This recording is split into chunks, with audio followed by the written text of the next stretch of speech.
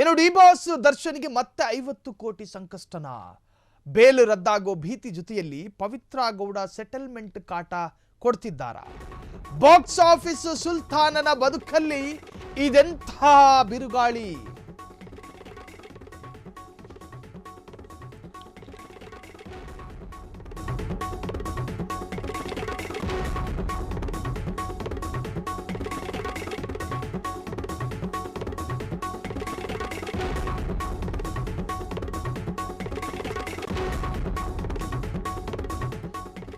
ರೇಣುಕಾಸ್ವಾಮಿ ಕೊಲೆ ಪ್ರಕರಣದ ಪ್ರಮುಖ ಆರೋಪಿ ನಟ ದರ್ಶನ್ ಮತ್ತು ಪವಿತ್ರ ಗೌಡ ಇಬ್ಬರೂ ಕೂಡ ರೆಗ್ಯುಲರ್ ಬೇಲ್ ಮುಖಾಂತರ ಅವರವರ ಮನೆಯಲ್ಲಿ ಆರಾಮ್ಸಿ ಕೂತ್ಕೊಂಡಿದ್ದಾರೆ.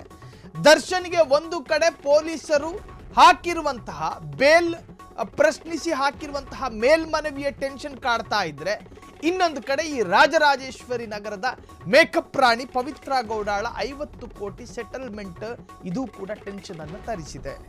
ಸರಿ, ವಿಜಯಲಕ್ಷ್ಮಿಯವರು ಇನ್ನು ಮುಂದೆ ಪವಿತ್ರ ಗೌಡ ಸಹವಾಸ ಬಿಡಬೇಕು, ಸುಮ್ಮನೆ ಈ ಹಿಂದೆ ಇದ್ದಂಗೆ ಇದ್ದು ಬಿಡಿ, ಸಂಸಾರ ಮನೆ ಮಕ್ಕಳು ಅಂತ ಚೆನ್ನಾಗಿ ಇದ್ದು ಬಿಡಿ ಅನ್ನುವಂಥ ಸಲಹೆಯನ್ನು ಕೊಟ್ಟಿದ್ರು ಕೂಡ ದರ್ಶನ್ ಪವಿತ್ರ ಗೌಡಾಳ ಸಹವಾಸ ಬಿಡ್ತೀನಿ ಅನ್ನೋ ನಿರ್ಧಾರವನ್ನು ಮಾಡಿಕೊಂಡಿದ್ರೂ ಕೂಡ ಎಲ್ಲೋ ಒಂದು ಕಡೆ ಮತ್ತೆ ಚರ್ಚೆ ಆಗ್ತಾ ಇದೆ.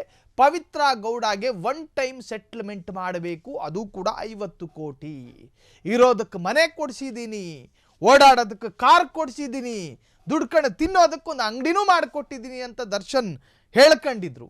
ಅಂದರೆ ಅವರು ಅಧಿಕೃತವಾಗಿ ಹೇಳ್ಕೊಂಡಿದ್ದಲ್ಲ, ಆ ಥರದ್ದೊಂದು ಕತೆ ಓಡಾಡ್ತಾ ಇತ್ತು. ಸರಿ, ಈಗ ಪವಿತ್ರ ಸಹವಾಸದಿಂದ ಇನ್ನೂ ದೂರ ಆಗಿಲ್ವಾ ದರ್ಶನ್? ಹಾಗಾದರೆ ಈಗಾಗಲೇ ಅಪವಿತ್ರ ಗೌಡಗೆ ಐಷಾರಾಮಿ ಮನೆ ಕಟ್ಟಿಸಿ ಕೊಟ್ಟಿರುವಂತಹ ದರ್ಶನ್ ಬಿಡುಗಡೆ ಬೆನ್ನಲ್ಲೇ ಪವಿತ್ರಾಗೆ ಪರಿಹಾರ ಕೊಡಲು ಮುಂದಾದ್ರ. ಹಾಗಾದರೆ ದರ್ಶನ್ ತಪ್ಪಿಲ್ಲ, ಬ್ಯಾಕ್ ಟು ಬ್ಯಾಕ್ ಸಂಕಷ್ಟ. ಹಾಗಾದರೆ ಪವಿತ್ರ ಗೌಡಗೆ 50 ಕೋಟಿ ಯಾಕೆ ಕೊಡಬೇಕು ಪರಿಹಾರ?